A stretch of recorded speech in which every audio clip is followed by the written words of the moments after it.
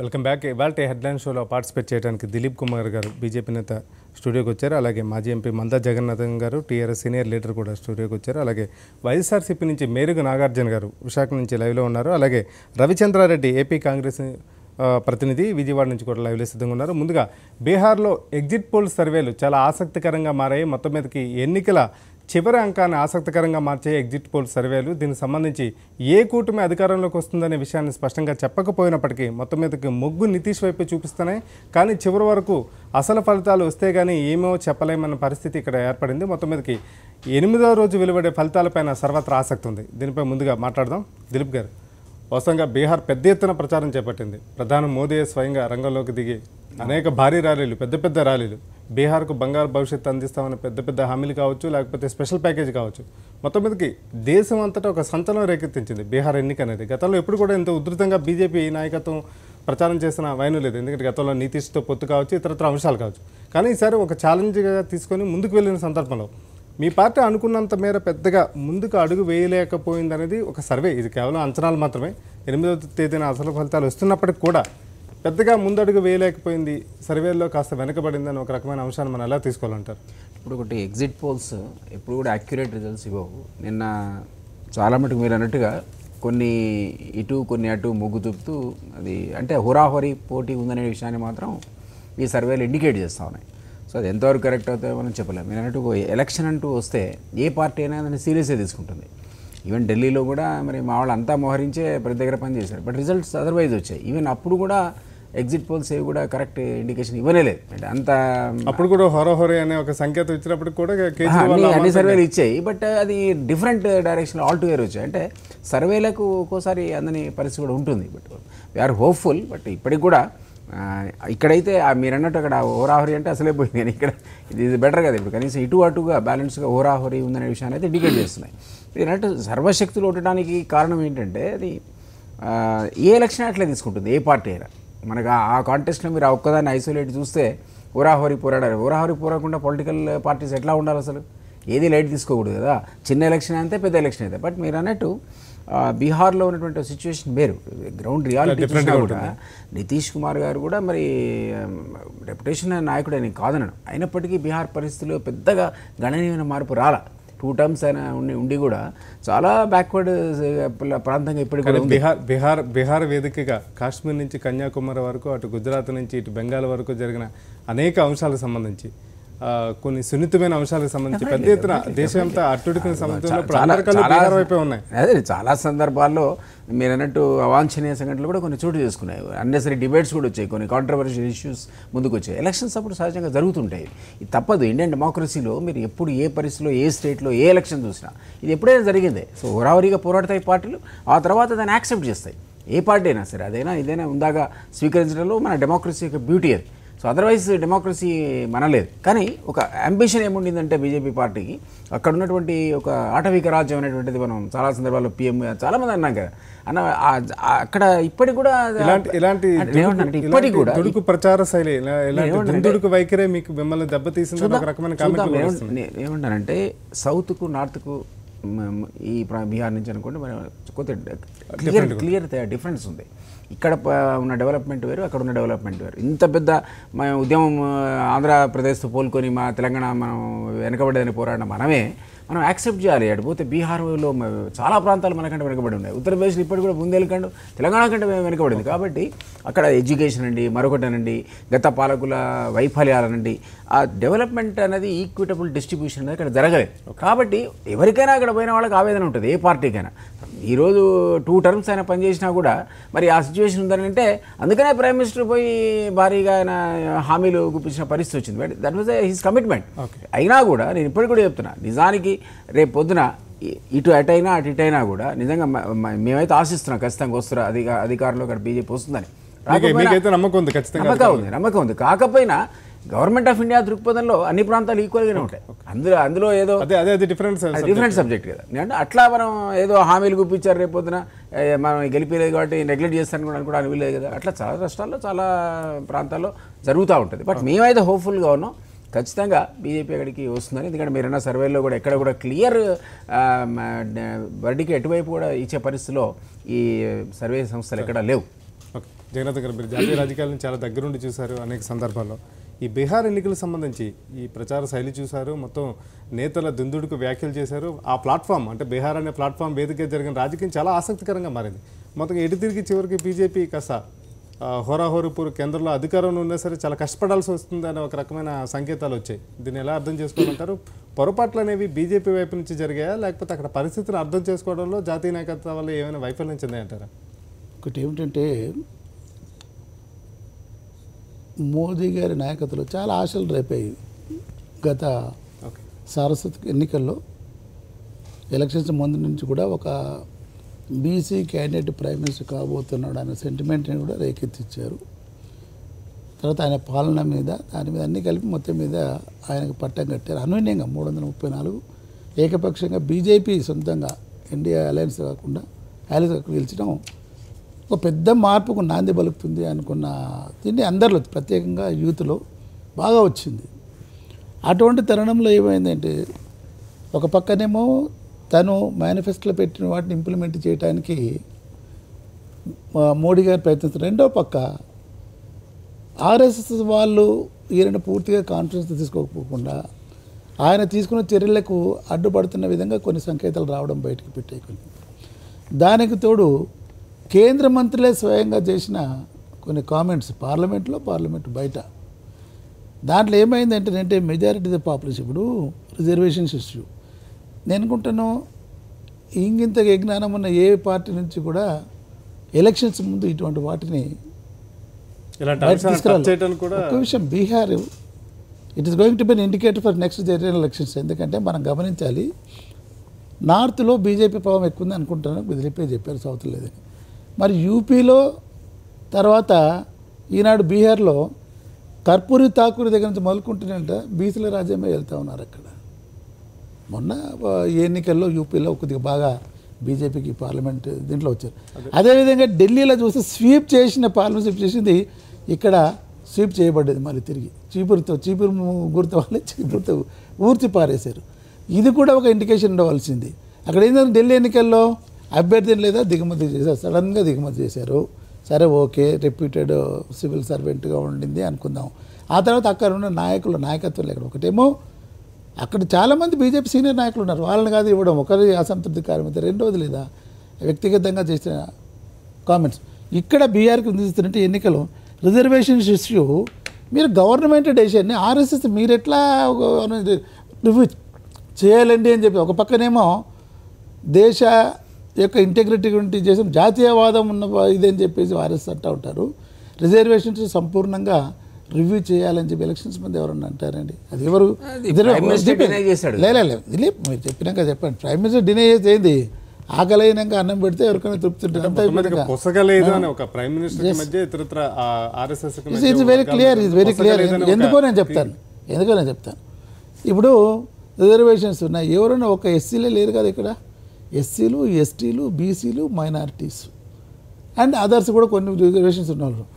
పూర్తిగా దీన్ని సంపూర్ణంగా రివ్యూ చేయాలన్నప్పుడు దాదాపు 65-70% ఉన్న పాపులేషను ఒక రకమైన అభద్రతకు లోన్ కాయారా లేదా, అది ఎలక్షన్స్ ముందు. ఒకవేళ ఇక్కడ వీళ్ళకి కనుక పట్టం కడితేనంటే నిజంగా దీన్ని చూసుకొని లేదు సంపూర్ణంగా ఇది చేస్తారన్న భావన ప్రజల్లో వస్తుందా లేదా, అది ఎంతవరకు ఇదో మెటీరియల్ అవుతుందా. అది తర్వాత బీఫ్ విషయంలో ఫుడ్ విషయంలో మీరెవరండి డిక్టేట్ చేయడానికి? ముస్లిమ్స్ స్టేపుల్ ఫుడ్ అది. సరే గోవుని సంరక్షించాలి అనేది ఉంది, రాజ్యాంగంలో ఉంది. ఈనాడు నాకు తెలిసిన మట్టుకు ఈవెన్ ముస్లిమ్స్ కూడా గోవులు తినే దీని నుంచి తరంగుండి వాళ్ళు బఫెలోస్ తర్వాత వీటిని ఎద్దులు తినే దీంట్లో ఉంది. అది వాళ్ళ స్టేపుల్ ఫుడ్. ప్రపంచవ్యాప్తంగా 90% మంది బీఫ్ని తింటూ ఉంటారు. దాన్ని మీకు నచ్చని విషయాన్ని మీరు వేరే వర్గాల మీద ఇప్పుడు ఎస్సీస్లో తింటారు, బీసీస్లో కొన్ని వర్గాలు తింటారు బీఫ్ని. వీటన్నిటి కదా వాటి మీద మీరు రెస్ట్రిక్ట్ చేయడానికి మీరు చేస్తే ఇటువంటిది ఏ విధంగా పోతుంది మెజార్టీ జనసామాన్యంలో. అన్నిటికంటే మించి ఈ లాస్ట్ ఫేజ్ ఉండనే ఉంది. నిన్న కొద్దిమంది షారుఖ్ ఖాన్ ఏమన్నాడు, అతను దేశ సహనం పాటించాలని చెప్పి ఒక పిలుపునిచ్చాడు. పాటించితే మంచిది. అంతకన్నా ఏమన్నాడు, అతను దేశభక్తి కన్నా సహనాన్ని పాటించడం గొప్పది అని చెప్పాను. అది తప్పు ఇది తప్పు అని ఆయన ఏమంటారు, ఆదిత్యనాథ్ సీనియర్ మోస్ట్ ఎంపీ అతను మాతో పాటు ఉన్నాడు. నువ్వు పాకిస్తాన్ వాడెవడో షహీద్ ఎవడు మాట మాట్లాడుతున్నావు, నువ్వు పాకిస్తాన్ వెళ్ళిపోంటాడు. అంతకుముందు సాధ్వి పాకిస్తాన్ వెళ్ళిపోవని, మంత్రి పాకిస్తాన్ వెళ్ళిపోతే ఇవన్నీ మైనారిటీల్లో అతను ఒక మంచి సెలబ్రిటీ, అతను బాగా ఇది వాళ్ళు ఓట్లు ఎట్టేస్తారండి వీళ్ళకు. ఇంకోటి గత కొన్ని ఒక 3-4 నెలల ముందు లేదు ఏం చేశారంటే ఓట్లు అవసరం లేదు, ఉన్న ఓట్లు వచ్చిన ఓట్లు వస్తే అదే చెప్పబోతున్నా ఆ పాయింటే. మీరు ముస్లిం పాపులేషన్ ఎక్కువైంది అని చెప్పేసి ఒక రిపోర్ట్ 3 నెలల ముందు చేసి అవసరం లేదు ఇప్పుడు ఇది చేయడానికి. అంటే ఏంటి, హిందూ ఓట్ని కన్సాల్ట్ చేసేసుకోవాలని చెప్పేసి భావంతో మీరు అదే అయింది. రిజర్వేషన్ సిస్టమ్ ఎవరంటే హిందువులే కదా, ఎస్సీలు హిందువులే, బీసీలు హిందువులే, మైనార్టీ కంటే వాళ్ళకు రిలీజియస్ ఇచ్చారనుకుందాం. అది కూడా మైనార్టీస్ కూడా బ్యాక్వర్డ్లో ఎవరున్నారన్నో వాళ్ళకే ఇవ్వడానికే ఇచ్చారు అది. సో హిందువులైన ఎస్సీలు ఎస్టీలు తర్వాత బీసీలు వీళ్ళ రిజర్వేషన్ చరిత్రలు ఉన్నప్పుడు మీ హిందువులు మీకు ఓట్లు వేస్తారని ఎట్లా ఎక్స్పెక్ట్ చేస్తారు?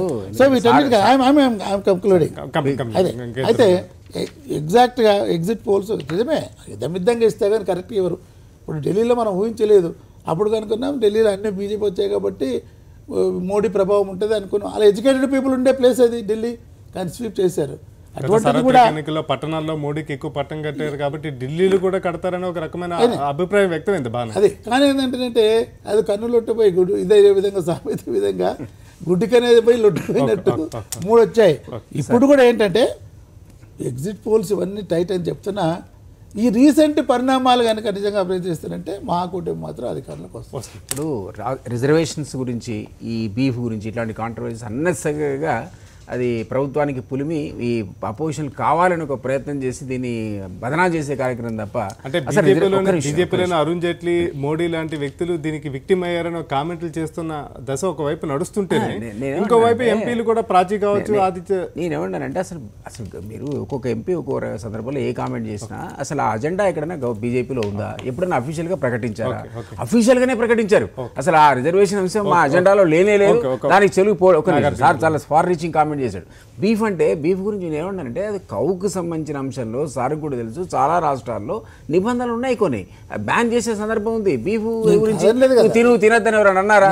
అది కాదు. మీరు సార్ మీ హయాంలో కూడా మీరు కొన్ని నియమాలు పెట్టారు, సిటీలో కొన్ని బ్యాన్లు పెట్టారు, అంతేగాని మీరు తినండి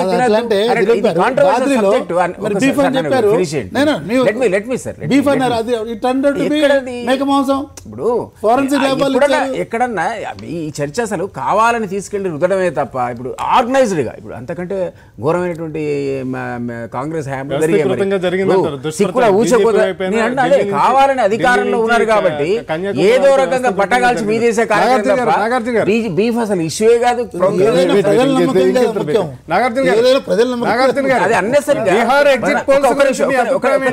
ఇంకోటి సార్ అన్నారు కాబట్టి ఢిల్లీలో కూడా పని కట్టుకొని ఆ రోజు కాంగ్రెస్ సాబిటైజ్ చేసింది, అసలు మొత్తం నిద్ర అయిపోయి అపోజిషన్ ఒక రకంగా ఆర్గనైజ్డ్ గా ప్రభుత్వాన్ని బదనా చేయడానికి సిస్టమేటిక్ గా అసలు ఆ అజెండాలో లేని అంశాలు నేనట్టుగా పట్టగాల్సి మీద చేసే కార్యక్రమం తప్ప. చెప్పండి శ్రీహరి గారు నమస్కారం, అందరికీ నమస్కారం. చెప్పండి. ఈరోజు మంచి బీహార్ యొక్క ఎన్నికల్లో ఎగ్జిట్ పోల్ గురించే మాట్లాడుతూ ఉన్నారు. అంటే చర్చ ఆ విధంగా వెళ్తే బాగుంటుంది అనుకుంటా ఉన్నా, పెద్దలందరికీ అదే తెలియపరుస్తూ ఉన్నా. ప్రక్కకి వెళ్తూ ఉంటే మరలా రకరకాలుగా జగన్నాథం గారు మాట్లాడే దాని మీద మేము కూడా మాట్లాడాల్సిన పరిస్థితి వస్తుంది, బీజేపీ వారు మాట్లాడే దాని మీద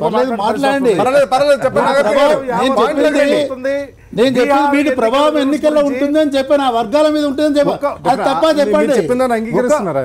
ఒక్క విషయం తప్పకుండా నేను కూడా దాన్ని ఏకీభవిస్తా ఉన్నా. దాని గురించి ఇప్పుడు చర్చ మాట్లాడుకోవాల్సిన పని లేదన్నా జగన్నాథం గారు. ఒక విషయం ఏంటంటే బీహార్ ఎన్నికల్లో ఎగ్జిట్ పోల్ ఇష్యూ అది ఇంకేం మాట్లాడతాం, అది కాకుండా బీజేపీ ప్రపంచంలో అది ఒక్క మాట ఎన్నికలపై ఏ విధంగా ప్రభావం ఉంటుంది చర్చ.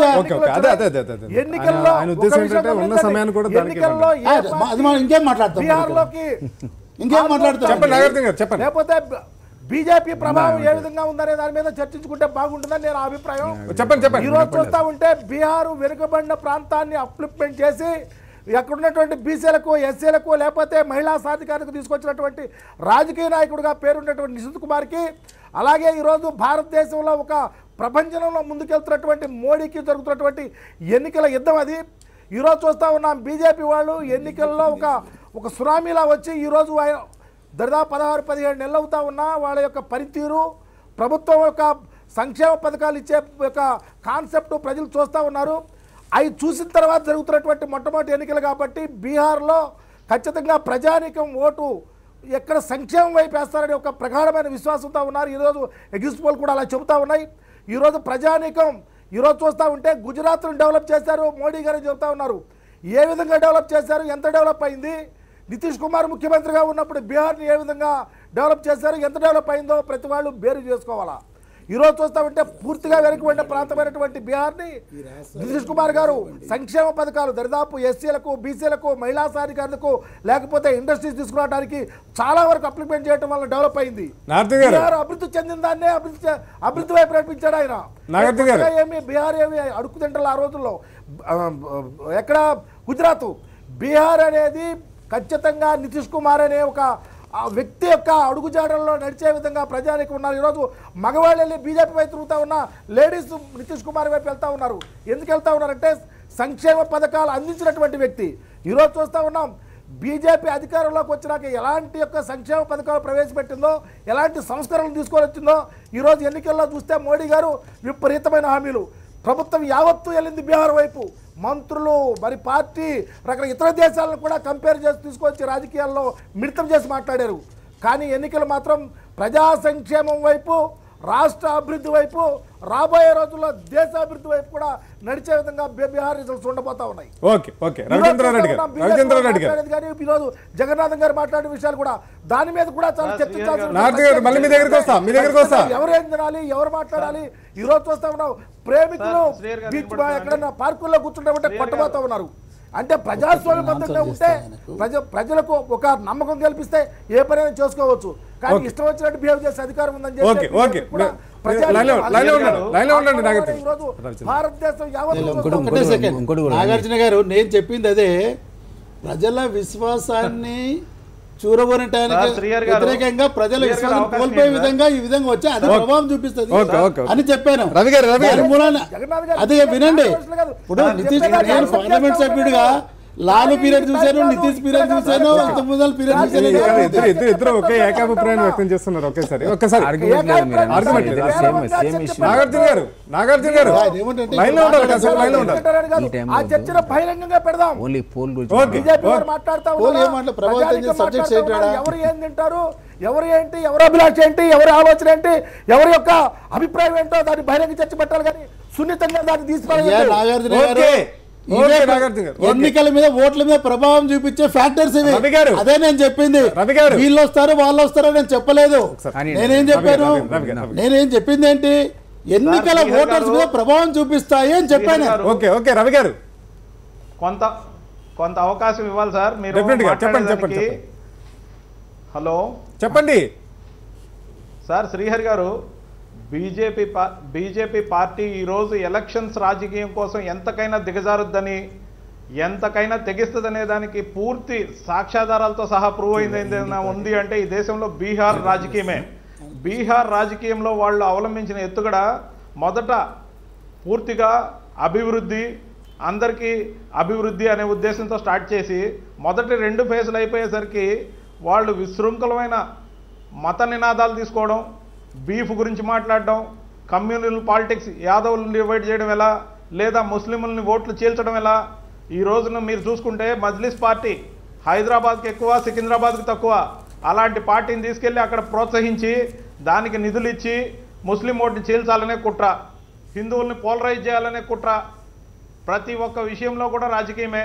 విదేశాలకు వెళ్తే విదేశాల్లో కూడా రాజకీయ ఎత్తుగడలకి ఉపయోగపడే చర్యలు చేయటం, ముఖ్యంగా ఫేస్బుక్ లాంటి సీఈఓలను కలిసినప్పుడు దాన్ని కూడా ఎలక్షన్ ప్రచారానికి వాడుకోవడం, విదేశాలకు వెళ్ళినప్పుడు ప్రధాన స్థాయి హోదాని మర్చిపోయి పూర్తిగా కాంగ్రెస్ పార్టీనో లేకపోతే మరే ఇతర పార్టీనో దుయ్యబట్టడం. ఒక ప్రధాన స్థాయిని పూర్తిగా దిగజార్చిన వ్యక్తి ఎవరైనా ఉన్నారు ఈ దేశంలో అంటే నరేంద్ర మోడీ గారు అని చెప్పాలి. నరేంద్ర మోడీ గారు ఎలక్షన్ల కోసం పంచాయతీ లెవెల్ ఎలక్షన్లకు కూడా ఆయనే ప్రచారం వచ్చే కార్యక్రమం ఏమైనా ముందు పెట్టుకుంటారేమో అనేది మా అనుమానం. ఏ ఒక్క ఎలక్షన్ అవకాశాన్ని కూడా మోడీ గారే లీడ్ చేయాలనుకుంటున్నారు. బీజేపీలో ఇంకెవ్వరికి ప్రముఖ పాత్ర లేదు. మోడీ గారు ఒక్కటే మోనోపలి చేయాలనుకుంటున్నారు. ఆయన బ్రాండ్ మోడీని క్రియేట్ చేస్తున్నారు. ఇన్నేళ్ల నుంచి బీహార్లో ఉన్న సుశీల్ మోడీ గారికి ఒక్క నయా పైసా అవకాశం ఇవ్వలేదు. ఒక లీడర్గా ప్రొజెక్ట్ చేసే అవకాశం కానీ ఆ మోడీకి బదులు ఈ మోడీ వెళ్ళిపోయి అక్కడ అన్ని రకాలుగా ప్రవర్తించడమే కాకుండా ఈ ఎలక్షన్ కమిషన్ని కూడా లెక్క చేయని ధిక్కార స్వరం. ఎలక్షన్లకు ఒక 2 రోజులు సంబంధించి రవి గారు అడ్వర్టైజ్మెంట్లు ఇచ్చారో మీరు పేపర్లో చూడొచ్చు. మతపరమైన అడ్వర్టైజ్మెంట్లు ఎంతకైనా తెగించేతనం, ఎంతకైనా తెగించి సాధించింది ఏముంది? ఎగ్జిట్ పోల్స్లో మీరు చూసినట్టయితే బొటాబొటి మెజారిటీకి దరిదాపుగా వచ్చారే కానీ ఈ రోజు కూడా వాళ్ళు మెజారిటీలో వస్తారని ఎక్కడ చెప్పలేని పరిస్థితి. ఓకే కాసేపు బ్రేక్ తీసుకుందాం. బ్రేక్ తర్వాత డిస్కషన్ సార్.